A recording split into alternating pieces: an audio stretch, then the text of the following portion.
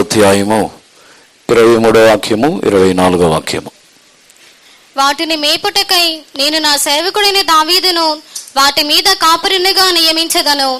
అతడు వాటికి కాపరిగా ఉండి వాటిని మేపును.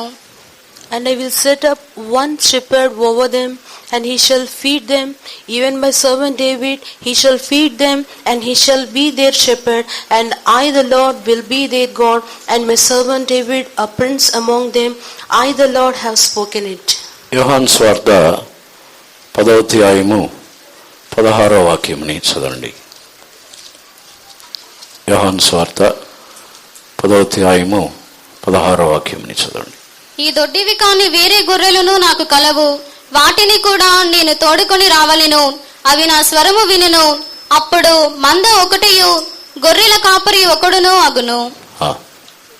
And other sheep I have, which are not of this fold, them also I must bring, and they shall hear my voice, and there shall be one fold and one shepherd. ఒకే కాపరిగా మార్చుచున్న గనుపు దేవునికి పరిశుద్ధ నామమునకు స్తోత్రం. దేవుడు ఈ నిర్ణయమునికి ఎందుకు వచ్చి ఉన్నారు? ఒకే కాపరి, ఒకే మంద, ఒకే కాపరి. యెహెజ్కేలు గ్రంథంలో కూడా నేను వారికి ఒకే కాపరిగా ఉండి వారిని మేపుదును అని చెబుతున్నారు. ఈ పరిస్థితికి రావాల్సిన అవసరమని ముందు మనం ధ్యానించి చూసినట్లయితే, దేవుడు అంతకు ముందు అనేక కాపరులైన వారిని దేవుడు నియమించి ఉన్నారు. అంతకుముందు తమ యొక్క జనులని మేపుటకు, తమ యొక్క జనులని కాపాడుటకు అనేక కాపరులైన వారిని నియమించి ఉన్నారు. కానీ వారు తమ యొక్క జనులని మేపుచున్న వారుగా కాకుండా వారు ఆ పనిలో తొలగిపోయినందున మార్చి దేవుడు మనుషులని మార్చుచున్నారు, కాపరులైన వారిని మార్చుచున్నారు. ప్రారంభంలో ఇశ్రాయేలు జనులని నడిపించుటకు మోషేని ఏర్పరిచి ఉన్నారు, యెహోషువని ఏర్పరిచి ఉన్నారు. దానికి తర్వాత న్యాయాధిపతులని ఏర్పరిచి, దానికి తర్వాత రాజులని ఏర్పరిచి వారికి కాపరులుగా అనేక విధములుగా వారికి నియమించినను దేవుని యొక్క మనస్సుకు తగిన విధముగా కాపరులుగా ఉన్నవారు ఎవరునూ కనబడలేదు. అందుకే దేవుడు తానే ఒకే కాపరిగా తాను మారవలనని కోరి, నేను మాత్రమే కాపరిగా ఉందునని ఆయన కోరుచున్నారు. దేవునికి పరిశుద్ధ నామమునకు స్తోత్రం. ఒకే కాపరిగా దేవుడు తానే మారవలనని కోరి ఈ వాక్యముని చెబుతున్నారు. యెహెజ్కేలు గ్రంథంలో చెప్పబడి ఉన్న అదే కార్యము యేసు ప్రభు తన యొక్క సువార్తలో తాను ఈ విధముగా ప్రకటించి ఉన్నారు. ఒకే మంద ఒకే కాపరిగా మార్చబడుచున్నదని. దేవునికి పరిశుద్ధ నామమునకు స్తోత్రం. శరీర ప్రకారమైన ఇశ్రాయేలుకు నియమించబడిన కాపరులను ఆత్మానుసారముగా ఆత్మీయ ఇశ్రాయేలుకు నియమించబడిన కాపరులైన వారి యొక్క పరిస్థితి కూడా మారి చివరిలో వారు తమ యొక్క గొర్రెలని చెదరగొట్టి, తమ యొక్క గొర్రెలని హింసించి వాటిని బాధ పెట్టుచున్న వారుగా మారిపోయినారు. కాబట్టి ఇప్పుడు దేవుడు తానే కాపరిగా మారుటకు కోరుచున్నారు. దేవునికి పరిశుద్ధ నామమునకు స్తోత్రం. ఈరోజు మనం ధ్యానించబోతున్న కార్యము, దేవుడు తానే ఆయన కాపరిగా మారినట్లయితే ఆ అనుభవము ఏ విధముగా ఉంటుందో వాటిని గురించి ఈరోజు మనం ధ్యానించబోతున్నాం. దేవునికి పరిశుద్ధ నామమునకు స్తోత్రం. మొట్టమొదటిగా ప్రకటన గ్రంథమునకు వచ్చినట్లయితే, ప్రకటన గ్రంథము 7వ అధ్యాయము 17వ వాక్యముని మనం చదువుతున్నప్పుడు, ఈ కార్యము జరగవచ్చిన దినము రాబోతున్న దినమైనను ఆయన కాపరిగా ఉన్నట్లయితే ఆ అనుభవం ఏ విధముగా ఉండనని మనం అక్కడ చదువుతున్నాం. 7వ అధ్యాయము 17వ వాక్యముని చదవండి. ఏలయనగా సింహాసన మధ్యమందుండే గొర్రె పిల్ల వారికి కాపరి అయి జీవజలముల బుగ్గల ఎద్దుకు వారిని నడిపించును. దేవుడే వారి కన్నుల నుండి ప్రతి బాష్ప బిందువును తుడిచివేయును. For the Lamb which is in the midst of the throne shall feed them, and shall lead them unto living fountains of waters, and God shall wipe away all tears from their eyes. గొర్రెపిల్ల అయిన వారే వారికి కాపరిగా ఉండి జీవ జలపు ఊటల యొద్దకు నడిపించుచున్నారు. వారి యొక్క బాష్ప బిందువులని తుడుచుచున్నారు. దేవునికి పరిశుద్ధ నామమునకు స్తోత్రం. మనుషులు కాపరిగా ఉన్నట్లయితే వారు మన యొక్క దాహముని సంపూర్ణముగా తీర్చలేరు. మనుషులు సాధారణమైన మనుషులని మనము కాపరిగా ఎంచుకున్నట్లయితే వారు నిశ్చయముగా మన యొక్క ఆకలిని తీర్చలేరు. శరీర ప్రకారమైన దాహమో ఆకలో కాదు, ఆత్మానుసారమైన ఆకలి దాహముని ఈ లోక సంబంధమైన కాపరిలో, లోకములో నియమించబడిన ఏ కాపరినూ తీర్చలేడు. అందుకే గొర్రెపిల్ల అయిన వారే తానే కాపరిగా మారి తమ యొక్క జనుల యొక్క దాహముని తీర్చుటకు ఆయన జీవ జలపు ఊటల యొద్దకు నడిపించుచున్నారు. దేవునికి పరిశుద్ధ నామమునకు స్తోత్రం. దీనికి ఆధారముగా యేసు ప్రభు సమరయ స్త్రీ యొద్ద మాట్లాడుతున్నప్పుడు ఆయన ఈ జీవ జలపు ఊటలని ఆమె గురించి చెబుతున్నారు. చదవండి, యోహాను సువార్త 4వ అధ్యాయం 10వ వాక్యం. అందుకు యేసు, నీవు దేవుని వరమును నాకు దాహమునకిమ్మని నిన్ను అడుగుచున్న వాడెవడో అదియో ఎరిగి ఉంటే నీవు ఆయనను అడుగుదువు, ఆయన నీకు జీవజలం ఇచ్చునని ఆమెతో చెప్పెను. Jesus answered and said unto her, If thou knowest the gift of God, and who it is that saith to thee, Give me to drink, thou wouldest have asked of him, and he would have given thee living water. దేవుడు మనకు కాపరిగా మారినప్పుడు మనల్ని జీవ జల ఊటల యొద్దకు నడిపించుచున్నారు. యేసు ప్రభు ఆ స్త్రీ పాపపు స్త్రీగా ఉన్నది. ఆ స్త్రీ వ్యభిచారము చేయించిన ఒక స్త్రీగా ఉండినను ఆమెకి ఈ మాటని చెప్పుచున్నారు. ఆమె యొక్క జీవితంలో దేవుడు ఒక జీవ జలపు ఊటని ఆమె అడిగినట్లయితే ఇవ్వవలనని కోరుచున్నారు. దేవునికి పరిశుద్ధ నామమునకు స్తోత్రం. ఈ సంవత్సరం ఇక చివరిలో ఈ కార్యముని మనం ఎందుకు ధ్యానించుచున్నామంటే ఈ 2023 సంవత్సరం ఇక ప్రారంభము నుండి మనలో ఎన్నో దోషములు ప్రవేశించి ఉన్నది. మన జీవితంలో కూడా ఎన్నో పాపములు, ఎన్నో విధములైన పాప దోషములు మన యొక్క జీవితంలో ప్రవేశించినప్పుడు ఆయన కాపరిగా మారుచున్నప్పుడు ఆయన యొక్క ఆశీర్వాదం ఏమిటంటే పాపులైన మన యొక్క జీవితంలో కూడా మనల్ని మార్చి జీవ జల ఊటలని మనకి ఇవ్వాలని కోరుతున్నారు. మన ద్వారాను మనలో నుండి కూడా ఆ జీవ జల ఊటలని బయలుదేరుటకు ఆయన క్రియ చేస్తున్నారు. కాపరిగా దేవుడు మారినప్పుడు వారి జీవితంలో ఒక మార్పుని మనము సూచిస్తున్నాము. దేవుడే ఆయన తానే కాపరిగా మారినట్లయితే ఆయనే మనల్ని క్షమించి మన యొక్క దాహముని ఆయన తీర్చుచున్న వారై ఉన్నారు.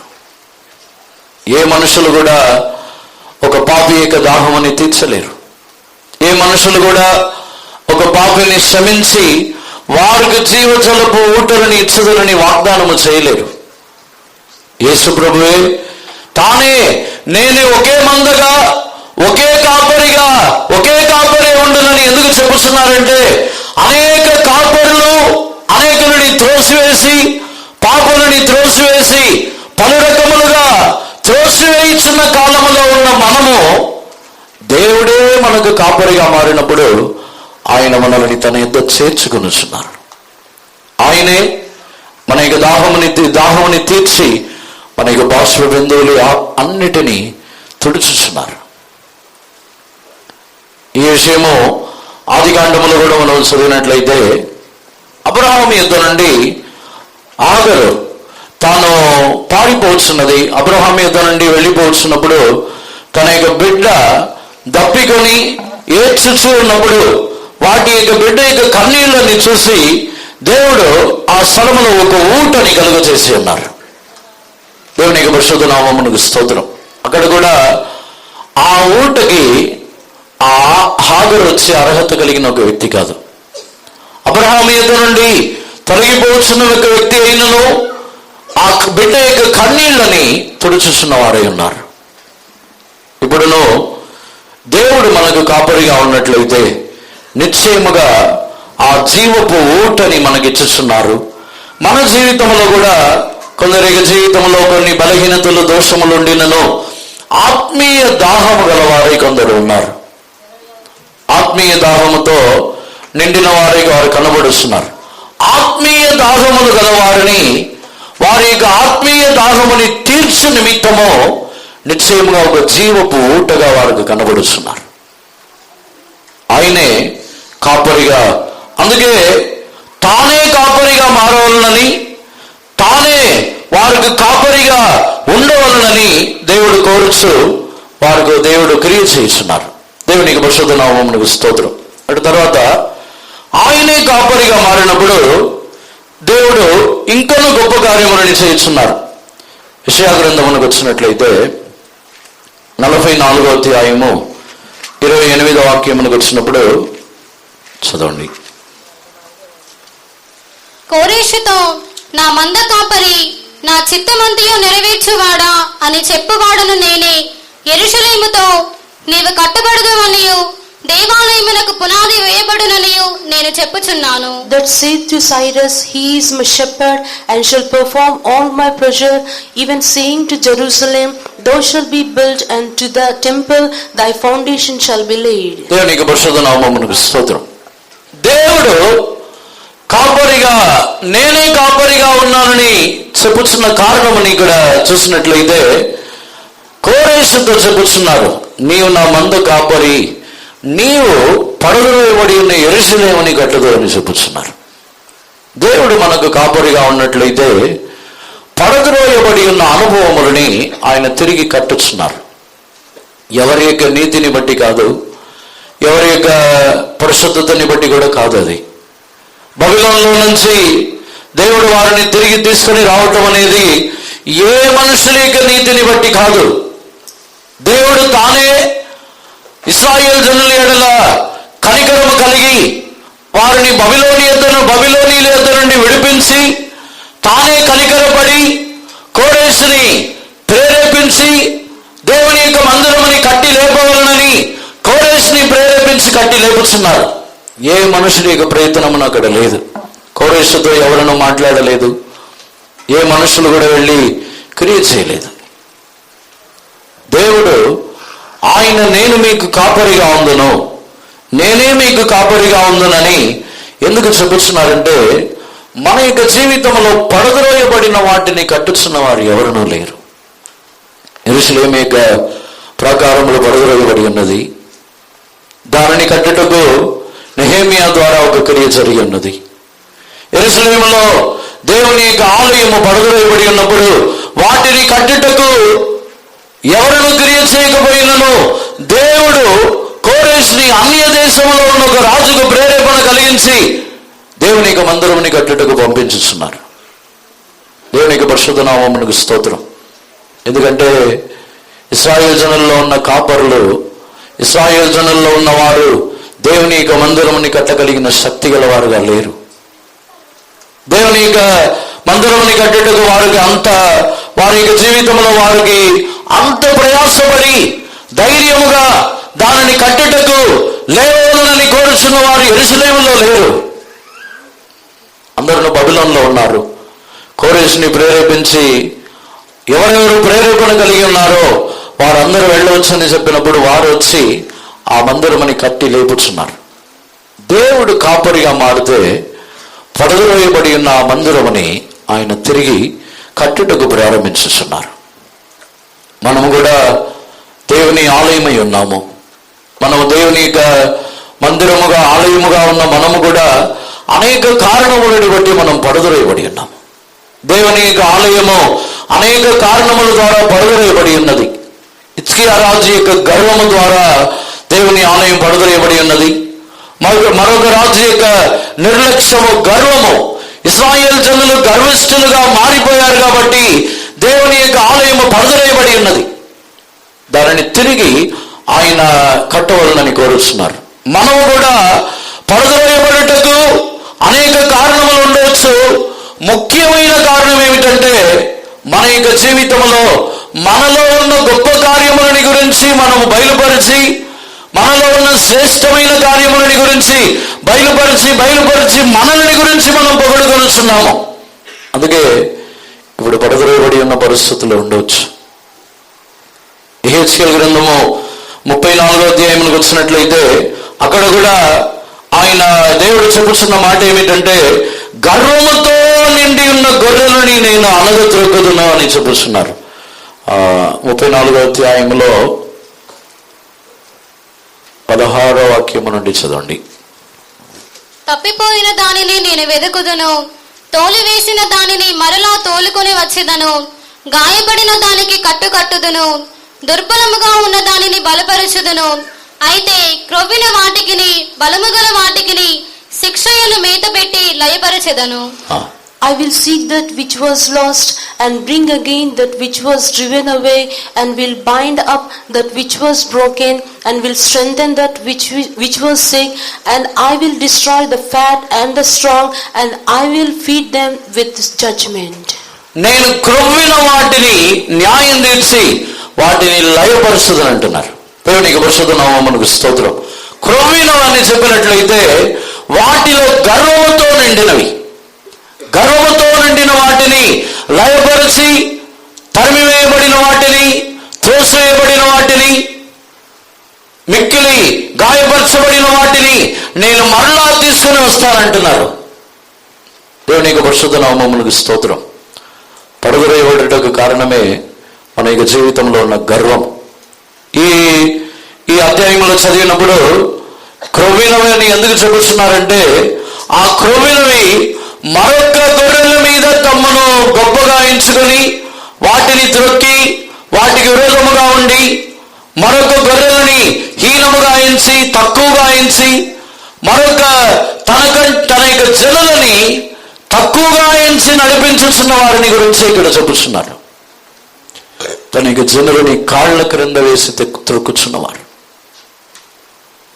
ఈరోజు దేవుని యొక్క సన్నిధానంలో దేవుడే ఎందుకు కాపరిగా మారి ఉన్నారంటే, మరలా పడద్రోయబడి ఉన్న మనల్ని మరలా కట్టి లేపవాలని. మన యొక్క గర్వము, మన యొక్క జీవితంలో ప్రవేశించి ఉన్న అహంకారము, క్రొవ్విన అనుభవము మన యొక్క జీవితంలో మనల్ని పడద్రోసే విధముగా మార్చి ఉన్నది. యెరూషలేములో దేవుని ఆలయము పడద్రోయబడి ఉన్న ప్రకారముగానే మన జీవితము కూడా గత దినములలో గర్వముని బట్టి పడద్రోయబడి ఉన్నది. గర్వముతో నుండి పడద్రోయబడి ఉన్నాము. కానీ ఆయనను కనికరము గల దేవుడు మన మధ్యలో కూడా గాయపరచబడిన వారు ఉన్నారు. మన మధ్యలో కూడా త్రోసివేయబడిన వారు ఉన్నారు. మన మధ్యలో కూడా నలుగొట్టబడిన వారు, మన మధ్యలోనూ అనేకులు తరిమివేయబడిన వారు, ఇతరుల చేత హింసింపబడిన వారు మన మధ్యలోనూ ఉన్నారు కనుక వారి ఎడల కనికరము గల దేవుడై ఆయనే కాపరిగా మారి మరలా వారిని కట్టి లేపవాలని దేవుడు కోరుచున్నారు. మరలా ఆ దేవుని మందిరము కట్టి లేపబడింది. దేవుడు కాపరిగా ఉంటే పడద్రోయబడి ఉన్నవన్నీ తిరిగి కట్టబడుచున్నది. మనం పడద్రోయబడి ఉండవచ్చు. దావీదు కూడా అందుకే యెహోవా నా కాపరి అంటున్నాడు. ఎందుకంటే దావీదు యొక్క గుడారముని కూడా తిరిగి కట్టి లేపుచున్నారు. ఆమోస్ గ్రంథంలో చదువుతున్నప్పుడు యెహోవా నా కాపరి అని చెప్పిన దావీదు యొక్క జీవితంలో కూడా పడద్రోయబడి ఉన్న అనుభవం ఉంది. పడద్రోయబడి ఉన్న అనుభవం ద్వారా ఆమోస్ గ్రంథంలోకి వచ్చినట్లయితే 9వ అధ్యాయము 12వ వాక్యంని చదవండి. పూర్వపు రీతిగా దానిని మరలా కట్టుదును, ఇలాగు జరిగించు యెహోవా వాక్కు ఇదే. 11 నుంచి చదవండి. పడిపోయిన దావీదు గుడారమును ఆ దినమున నేను లేవనెత్తి దాని గోడను బాగు చేసి దాని పోయిన చోట్లను బాగు చేసి ఏదోము శేషమును నా నామము ధరించిన అన్యజనులందరినీ నా జనులు స్వతంత్రించుకున్నట్లు పూర్వపు రీతిగా దానిని మరలా కట్టుదును. In that day will I raise up the tabernacle of David, that is fallen, and close up the breaches thereof, and I will raise up his ruins, and I will bind it as in the days of old, that they may possess the remnant of Edom and of all the heathen which are called by name, saith the Lord that doeth this. Behold, the days come, saith the Lord. దేవుడు పడిపోయిన దావీదు యొక్క గుడారముని తిరిగి కట్టి లేపదునని ఎందుకు చెప్పుచున్నారంటే, దావీదుకు దేవుడు కాపరిగా ఉన్నారు. దావీదు కూడా యెహోవా నా కాపరి అని చెప్పుచున్నాడు. మన యొక్క జీవితంలో కూడా ఆయన కాపరిగా మారినప్పుడే పడద్రోయబడి ఉన్న అనుభవములు, గాయపరచబడిన అనుభవములు, మన జీవితంలో హింసింపబడి పలు రకములుగా బాధ పెట్టబడి ఉన్న అనుభవంలో నుండి తిరిగి మనం కట్టి లేపబడుతున్నాం. నిశ్చయముగా ఈ క్రియని ఆయనే కాపరిగా ఉండి మన యొక్క జీవితంలో చేయిస్తున్నారు. దేవుని యొక్క పరిశుద్ధ నామమునకు స్తోత్రం. దేవుడు కాపరిగా మారినట్లయితే నిశ్చయముగా ఈ యొక్క సంవత్సరం యొక్క చివరిలో మనము తిరిగి కట్టబడుతున్నాం. ఒకవేళ ఈ 11 నెలల్లో అనేక సందర్భముల్లో విశ్వాసములో పడుదలైబడి ఉండవచ్చు, దేవుని యొక్క ప్రేమలో నుండి మనము తొలగిపోయి ఉండవచ్చు, మన యొక్క ఆత్మీయ జీవితంలో దేవుని యొక్క మందిరముగా నివాసముగా లేకుండా మనం పడుదలైబడి ఉండవచ్చు, దేవుని యొక్క మందిరము దొంగల గృహగాను మార్చబడి ఉండవచ్చు. కానీ దేవుడు మరలా మనల్ని కట్టి లేపోవాలని కోరుతున్నారు.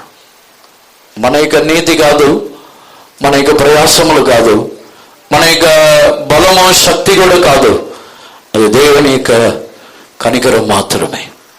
దేవుడు కాపరిగా ఉన్నారు కాబట్టి ఆయన కనికరముని బట్టి మరలా మనల్ని కట్టవాలని కోరుస్తున్నారు. మరలా ఆ దేవుని మందిరముని కట్టి లేపవాలని కోరుస్తున్నారు. చెప్పాలంటే దేవుడి నివాసము చేయుటకు అక్షరార్థమైన మందిరం అవసరం లేదు. దేవుడి నివాసము చేయుటకు ఆకాశములు పట్టజాలనంత దేవునికి శరీరంలో ఈ భూమిలో అక్షరార్థమైన మందిరము ఆయనని పట్టజాలదు. కానీ తన నామ మహిమ కొరకు దానిని మరలా కట్టుచున్నారు. మన జీవితంలో కూడా మనం అనుకొనిస్తున్నాము, దేవుడు నివాసము చేయవలనని ఆయనే క్రియ చేయుచున్నారని అనుకొనిస్తున్నాము. కాదు, తన నామ మహిమ నిమిత్తము మరలా మనల్ని కట్టి లేపుచున్నారు. ఆయన నివాసము చేయవలనని కోరినట్లయితే సర్వభూమియు సర్వలోకమును ఆయనని పట్టచాలదు. కానీ మన ద్వారా ఆయన నామ మహిమపరచబడవలనని తిరిగి మనల్ని కట్టి లేపుచున్నారు. ఈ సంవత్సరం యొక్క చివరిలో నిశ్చయముగా ఆయన మన యొక్క జీవితంలో మనల్ని తిరిగి కట్టి లేపుచున్న దేవుడుగా మనము నిశ్చయముగా మనము చూడవచ్చు. దేవునికి పరిశుద్ధ నామమునకు స్తోత్రం. అటు తర్వాత మూడవదిగా హెబ్రీయులకు రాసిన పత్రిక మనం వచ్చినప్పుడు 13వ అధ్యాయము 20వ వాక్యముని చదవండి. గొర్రెల గొప్ప కాపరి అయిన యేసు అను మన ప్రభువును నిత్యమైన నిబంధన సంబంధమగు రక్తమును బట్టి మృతులలో నుండి లేపిన సమాధానకర్తయగు దేవుడు యేసుక్రీస్తు ద్వారా తన దృష్టికి అనుకూలమైన దానిని మనలో జరిగించుచు ప్రతి మంచి విషయములోను తన చిత్త ప్రకారము చేయుటకు మిమ్మల్ని సిద్ధపరచును గాక. Now the God of peace that brought again from the dead our Lord Jesus, that great shepherd of sheep, through the blood of the everlasting covenant, make you perfect in every good work to do his will, working in you that which is well pleasing in his sight, through Jesus Christ, to whom be glory forever and ever. Amen. దేవునికి పరిశుద్ధ నామమునకు స్తోత్రం. ఆయన పెద్ద కాపరి, గొప్ప కాపరి అయిన యేసు ప్రభు ఆయన పునరుద్ధానుడై లేచిన తర్వాత ప్రతి మంచి కార్యములని చేయించిన వారుగా మనల్ని మార్చుచున్నారు. మరొకసారి కూడా 21వ వాక్యముని చదవండి. యేసుక్రీస్తు ద్వారా తన దృష్టికి అనుకూలమైన దానిని మనలో జరిగించుచు ప్రతి మంచి విషయములోను తన చిత్త ప్రకారము చేయుటకు మిమ్మును సిద్ధపరచును గాక. ప్రతి మంచి విషయములోనూ తమ యొక్క చిత్త ప్రకారముగా చేయుటకు మిమ్మల్ని సిద్ధపరచును గాక. ఆయనే కాపరిగా, ఆయనే గొప్ప కాపరిగా మారుచున్నప్పుడు మనలో ఉన్న కీడు చేయుచున్న స్వభావముని ఆయన తీసివేస్తున్నారు. ప్రతి మంచి విషయములని, ప్రతి మంచి కార్యములని తన చిత్త ప్రకారముగా చేయుటకు మిమ్మల్ని ఆయన సిద్ధపరచును గాక అని ఇక్కడ హెబ్రీయులకు పత్రికను రాసిన వ్యక్తి రాయిస్తున్నాడు. నిశ్చయముగా నేనే మీకు కాపరిగా ఉందును, నేనే మీకు కాపరిగా ఉందునని ఎందుకు చెబుతున్నారంటే, మనకి ఇంతకు ముందు కాపరులైన వారు మన యొక్క జీవితంలో మేలుని మాత్రమే కాకుండా కీడుని చేయుటకు కూడా మన యొక్క జీవితంలో ప్రేరేపించి ఉన్నారు. దేవుడే ఎందుకు కాపరిగా మారుస్తున్నారు? దానికి కారణం ఏమిటంటే, కొన్ని సందర్భముల్లో మనం కీడు చేయము, కానీ మేలు చేయటంని మానివేస్తాం. మేలు చేయటంని మానివేయటయే కీడు. అనేక సందర్భముల్లో మేలు చేయించిన విషయంలో మనం విసిగిపోయి ఉన్నాం. ఇతరుల యొక్క ప్రవర్తనలని బట్టి, ఇతరుల యొక్క మాటలని బట్టి మనకు అనుకూలమైన వారికి మేలు చేయిస్తున్నాం, మనకు అనుకూలంగా లేని వారికి మనం మేలు చేయటం లేదు. మన యొక్క జీవితంలో అనేక సందర్భములలో మేలు చేయించిన విషయములలో మనము దేవుని చిత్త ప్రకారమైన మేలు చేయవారుగా కాకుండా మన యొక్క సొంత ఇష్టమైన మేలుని మనము చేస్తున్నాం.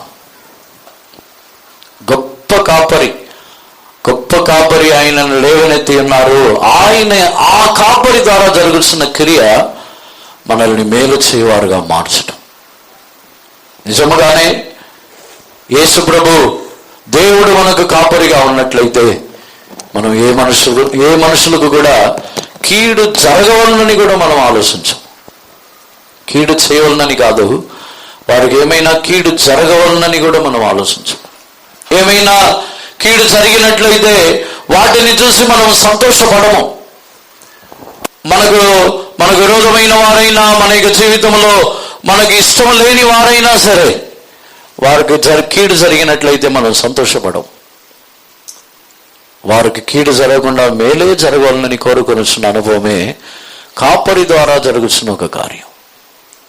ఒక కాపరి అని చెప్పినట్లయితే ఏ గొర్రెలకైనను, ఏ వ్యక్తికైనను కీడు సంభవించకూడదు. కీడు సంభవించిన ఎడల కీడులో నుండి తప్పించిన నిమిత్తము తన యొక్క ప్రాణముని కూడా అర్పించి వాటిలో నుండి తప్పించగలిగిన వాడే నిజముగా తాను దేవుని చిత్తమైన కాపరి. దావీదు దేవుని యొక్క హృదయానుసారమైన వాడు. ఎందుకంటే తన యొక్క తండ్రి యొక్క గొర్రెలని కూడా సింహము, ఎలుగు వంటి వచ్చి తన యొక్క తండ్రి యొక్క గొర్రెలని తీసుకుని పోయినప్పుడు దానిని వదిలివేయలేదు, ప్రాణం పెట్టి దానిని తప్పించి కాపాడి ఉన్నాడు. నిశ్చయముగా ఒక నిజమైన కాపరి మనకు ఆయన ఒక నిజమైన కాపరిగా ఉన్నట్లయితే, మనం ఆయనని కాపరిగా అంగీకరించుతున్నప్పుడు మన యొక్క జీవితంలో దేవుడు మనల్ని మేలు చేయవారుగా మార్చుతున్నారు. కీడే మన యొక్క జీవితంలో యోచించము. ఎవరికి కూడా కీడు చేయాలని అనుకోము. ఎవరికైనా కీడు జరగాలని కూడా మనం కోరుకోము. ఎంత మాత్రమును ఒకవేళ ఇతరులు మనకు తెలిసి ఇతరులకు ఎవరైనా కీడు చేయాలని ఆలోచించినట్లయితే ఆ కీడులో నుండి కూడా మనం తప్పించుచున్న వారుగా ఉంటాం. మొర్దెకాయి యొక్క జీవితంలో మొర్దెకాయి ఉండేది బానిసుడు కానీ అంతఃపురంలో ఉన్నాడు, కానీ సొంత దేశంలో లేడు. మొర్దెకాయి యూదుడు, కానీ ఉన్నది అహస్వేరోషు రాజు యొక్క అంతఃపురంలో. కానీ అహస్వేరోషు రాజు విరోధముగా ఇద్దరు క్రియ చేయించినప్పుడు రాజు విరోధముగా క్రియ చేసిన వారిని గురించి చెప్పి రాజుకు వచ్చుచున్న కీడులో నుండి తప్పించి ఉన్నాడు. అక్కడ ఉన్నది సొంత దేశమును కాదు, అక్కడ ఉన్నది తన యొక్క జనులను కాదు, కానీ రాజుని కీడులో నుండి తప్పించి ఉన్నాడు. నిశ్చయముగా దేవుడు మనకు కాపరిగా ఉన్నట్లయితే మనము కూడా కీడుని ఆలోచించము. ఇతరులు ఒకవేళ కీడు చేయాలని తలంచినా ఆ కీడుని ఇతరులకు కూడా రానివ్వకుండా మనం ఆపుచున్న వారుగా ఉంటాం. ప్రత్యక్షముగా దానిని తెలుసుకొని ఆ కీడుని రానివ్వకుండా నిశ్చయముగా మనం ఆపుతాం. దేవునికి పరిశుద్ధ నామమునకు స్తోత్రం. ఈ ఆయనే కాపరిగా ఉన్నప్పుడు మన యొక్క జీవితంలో కీడులో నుండి మనల్ని సంపూర్ణముగా ఆయన తప్పించుచున్న దేవుడై ఉన్నారు. దేవునికి పరిశుద్ధ నామమునకు స్తోత్రం. అటు తర్వాత ఆయనే మనకు కాపరిగా ఉన్నప్పుడు చేయించిన కార్యము యోహాను స్వార్థకు వచ్చినట్లయితే 10వ అధ్యాయమునకు మరలా మనం వచ్చినప్పుడు, నేనే మీకు మంచి కాపరిని అని ఆయన చెప్పుచున్నారు. అందులో ఆయన చెప్పుచున్న అనుభవం ఏమిటంటే, మంచి కాపరిగా ఉన్నవారు ఆయన ఏ విధముగా ఉన్నారని 10వ అధ్యాయంలో 1వ వాక్యము 2వ వాక్యముని చదవండి. గొర్రెల దొడ్డిలో ద్వారమున ప్రవేశింపక వేరొక మార్గమున ఎక్కువాడు దొంగయు దోచుకునివాడునై ఉన్నాడు. ద్వారమున ప్రవేశించువాడు గొర్రెల కాపరి. Verily, verily, I say unto you, he that entereth not by the door into the sheepfold, but climbeth up some other way, the same is a thief and a robber. But he that entereth in by the door is the shepherd of the sheep. దేవునికి పరిశుద్ధ నామమునకు స్తోత్రం. ఆయనే మంచి కాపరిగా ఎందుకున్నారంటే, దానికి కారణం ఏమిటంటే, ఆయన ద్వారము ద్వారానే, గుమ్మముల ద్వారానే ప్రవేశించుచున్నవారు. దొంగలాగా వెనుక నుండి తెలియకుండానో ప్రవేశించుచున్నవారు కారు. దానికి అర్థం ఏమిటంటే, మన దేవుడు మంచి కాపరిగా ఉన్నారు. ఆయన మన యొక్క జీవితంలో బలవంతముగా దేనిని చేయరు. మన యొక్క జీవితంలో బలవంతముగా మన యొక్క జీవితముని మార్చరు. ఆయన ఏ విధముగా ప్రవేశించుచున్నారంటే, 2వ వాక్యములో చదివిన ప్రకారముగా ద్వారము, ఆయన గుమ్మముల ద్వారా ప్రవేశించుచున్నవారు. ఆయన అందుకే గుమ్మముల యొద్దకు వచ్చి తలుపు కొట్టుచున్నాను, నేను మీ ద్వారం యొద్ద ఉన్నాను, నా స్వరమని తలుపు తీయండి అని ఆ విధముగా ప్రవేశించుచున్నవారే తప్ప దొంగలాగా ప్రవేశించుచున్నవారు కారు. ఆయన ఎందుకు మంచి కాపరి, ఆయననే మనం ఎందుకు కాపరిగా మనం ఎన్నుకొనిచున్నామంటే, మనల్ని బలవంతముగా బాధ పెట్టి హింసించి శ్రమలు అనుభవించి మనల్ని మార్చుచున్న దేవుడు కాదు. ఆయన మనము అనుమతించినప్పుడు మనలో ప్రవేశించుచున్న దేవుడు.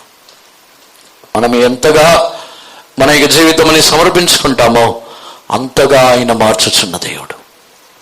మనం ఎంతగా దేవునికి మనకు చోటిచ్చుచున్నామో, ఆయన ద్వారముని మనము తెరిచినట్లయితే, ప్రకటన గ్రంథంలో చదివినప్పుడు ఆయన మనలో వచ్చి మనతో ఆయన భోజనము చేయుచున్నారు, మనతో ఆయన సంతోషించుచున్న వారై ఉన్నారు. 3వ అధ్యాయము 20వ వాక్యముని చదవండి. ఇదిగో నేను తలుపునొద్ద నిలుచుండి తట్టుచున్నాను. ఎవడైనను నా స్వరము విని తలుపు తీసిన ఎడల నేను అతని యొద్దకు వచ్చి అతనితో నేనును నాతో కూడా అతడును భోజనము చేయుదుము. Behold, I stand at the door and knock. If any man hear my voice and open the door, I will come in to him and will sup with him and he with me.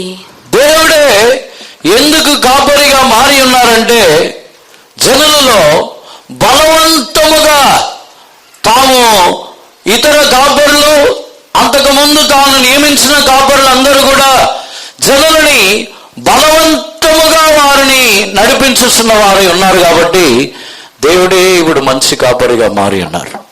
నేనే మీకు కాపరిగా ఉందును, నేనే మీకు కాపరిగా ఉందని చెప్పడానికి కారణం, దేవుని యొక్క ఉద్దేశము ఎవరినో బలవంతము చేయబడకూడదు. అందుకే దొంగ వెనుక నుండి ప్రవేశించుచున్నాడు, బలవంతముగా ప్రవేశించుచున్నాడు. కానీ మంచి కాపరి అయితే ద్వారములో నుండి, తలుపు యొద్ద నుండి, మనము తలుపు తెరిస్తే ప్రవేశించుచున్నవారు. మనము ఆ జీవితముని వాంఛిస్తే అటువంటి జీవితముని చేయుటకు మనకు సహాయము చేయుచున్నవారు. మనము ద్వారమని తలుపుని తెరిచినట్లయితే ఆయన మనతో వచ్చి మనతో ఆయన భోజనము చేయుచున్నవారు, మనతో ఆయన దేవుని చిత్తమని చేయుచున్నవారు, మనతో ఆయన సంతోషించుచున్నవారు. మనము అనుమతించకపోతే దేవుడు రారు. కానీ మనం ఎప్పుడైతే బలవంతముగా కాకుండా మనపూర్వకముగా మనము సమర్పించుకొనిచున్నామో, ఆయన మనతో కూడా సంతోషించుచున్న దేవుడు. ఎంత దీనత్వం కలిగిన మాట. తలుపు తెరిచినట్లయితే నేను వచ్చి ఆ వానితో నేను భోజనము చేయుదును. దేవాది దేవుడు, సర్వలోకమును సృష్టించిన దేవుడు, సమస్త కార్యములకు అధికారము గల దేవుడు, ఆయనకి లోబడని, ఆయన ఎదుట మోకాలుని శక్తి ఏమీ లేదు. ఆ దేవుడు వచ్చి మన ఎదుకు వచ్చి తలుపు కొట్టుచున్నాడు. తలుపు తెరవండి. అధికారంతో ప్రవేశించటం లేదు, తన యొక్క అధికారం ఎక్కడ చూపించలేదు, తన యొక్క శక్తిని చూపించలేదు. తన శక్తిని బట్టి తలుపుని తీసేయచ్చు, తనకి శక్తిని కూడా చూపించలేదు. ఎంత దీనుడుగా, నేను తలుపు కొట్టుచున్నాను, తలుపు తెరవండి. మన దేవుడు అందుకే నేనే కాపరిగా ఉంటానంటున్నారు. ఎందుకంటే తానే కాపరిగా ఉంటానని చెప్పడానికి కారణమే, వేరే కాపరులందరూ కూడా జనుల మీద బలవంతముగా అధికారముని చూపించి తమకు ఏదో ఒక అధికారం ఉందని అనుకుని బలవంతముగా ప్రవేశించాలని కోరుకుంటున్నారు. యేసుప్రభు అందుకే నేనే కాపరిగా ఉంటానన్నారు. మీరు ఎవరు వద్దు, మీరు కాపరిగా ఉండి నా గొర్రెలని బలవంతము చేయొద్దు, మీరు కాపరిగా ఉండి నా గొర్రెలని హింసించవద్దు. మీ అధికారముతో, మీ యొక్క శక్తితో, మీ బలముతో నా గొర్రెలను హింసించవద్దని ఆయనే కాపరిగా మారుస్తున్నారు. నేనే మీకు కాపరిగా ఉంటాను, మంచి కాపరిగా ఉంటాను. అప్పుడు నేను మీలో ప్రవేశించి నేను మీతో కూడా భోజనము చేయదును. ఆయన కూడా నాతో భోజనము చేస్తాడు. నేను ఇంటిలో ప్రవేశించి గుమ్మంలో ప్రవేశించిన తర్వాత మీరు నాకు భోజనం పెట్టండి అని చెప్పట్లేదు. నేను మీతో భోజనం చేస్తాను, మీరు నాతో భోజనం చేయండి. అక్కడ కూడా ఆయన మనల్ని తనతో సమానముగా మార్చుచున్నారు. ఆయన కాపరిగా మారడానికి కారణమే ఈ పక్షపాతమే లేకుండా మనల్ని తక్కువైన వారుగా కాకుండా తనతో సమానమైన వారుగా మార్చవాలనేదే కాపరి యొక్క ఉద్దేశం. అనేకుల యొక్క జీవితంలో ఇప్పుడు మన యొక్క స్థానము, మనకి ఇవ్వబడి ఉన్న సేవా స్థానము, ఇంకా మన యొక్క జీవితంలో ఇవ్వబడి ఉన్న కొన్ని లోకములో అధికారములు, కొన్ని హోదా, అంతస్తులు, ఐశ్వర్యములు, మనము చేస్తున్న గొప్ప కార్యములు, వీటిని బట్టి మనకు ఒక స్థానముని ఇవ్వాలని మనం కోరుకుంటున్నాం. కానీ యేసుప్రభు కాపరిగా మారడానికి కారణమే ఆయనతో సమానముగా మనల్ని మార్చవాలని. తలుపు తెరిచినట్లయితే ఆయన ప్రవేశించి ద్వారములో ప్రవేశించుచున్నవాడు, గుమ్మముల ద్వారా ప్రవేశించుచున్నవాడే కాపరి. ఆయనే మన యొక్క కాపరి. మన యొక్క కాపరిగా ఉన్న ఆయన మన యొక్క జీవితంలో మనల్ని ఆయనకు సమానమైన వారుగా మార్చుతున్నారు. తక్కువైన వారుగా చేయట్లేదు. నేను ఆయనతో వానితో భోజనము చేయదును, వాడు నాతో కూడా భోజనము చేయను. సమానమైన వారుగా. నిజమైన దేవుడు మనకు కాపరిగా ఉన్నట్లయితే మన జీవితంలో ఏ పక్షపాతమును ఉండదు. గొప్పవారు, చిన్నవారు, ధనవంతులు, దీనులు, వేరే గొప్ప కులస్తులు, తక్కువైన వారు, ఇంకా జ్ఞానము గలవారు, జ్ఞానము లేని వారు, ఎటువంటి పక్షపాతమే లేని ఒక అనుభవమే దేవుడు కాపరిగా మారినప్పుడు జరుగుతున్నది. ఏ పక్షపాతమును ఉండదు. అదే కాపరిగా దేవుడు నేను మీకు కాపరిగా ఉందును అని ఆయన చెప్పుచున్నప్పుడు ఇటువంటి అనుభవంతో ఆయన కాపరిగా మనల్ని మన యొక్క జీవితంలో ఉన్నారు. చివరిగా పేతురు రాసిన పత్రిక మనం వచ్చినట్లయితే మొదటి పేతురులో 5వ అధ్యాయంలోకి వచ్చినప్పుడు అక్కడ ఆయన మనకు కాపరిగా ఉన్నప్పుడు ఆయన ద్వారా కొన్ని ఆశీర్వాదములు ఉంటుంది. చదవండి 5వ అధ్యాయము 2వ వాక్యము నుండి చదవండి. బలమి చేత కాక దేవుని చిత్త ప్రకారము ఇష్టపూర్వకముగాను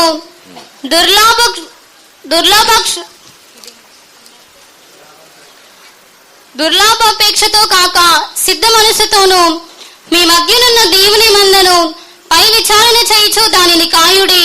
మీకు అప్పగింపబడిన వారి పైన ప్రభువులైనట్టుండక మందకు మాదిరులుగా ఉండుడి. ప్రధాన కాపరి ప్రత్యక్షమైనప్పుడు మీరు వాడబారిని మహిమ కిరీటము పొందుదురు. Feed the flock of God which is among you, taking the overnight thereof, not by constraining but willingly, not for filthy lucre but ready mind, neither as being lords over God's heritage, but being examples to the flock. And when the chief shepherd shall appear, he shall receive a crown of glory that fadeth not away. మనకు దేవుడు ప్రధాన కాపరిగా ఉన్నారు. ప్రధాన కాపరిగా ఎందుకున్నారంటే ఏ కాపరును తమను హింసించకుండా ఉండటానికి.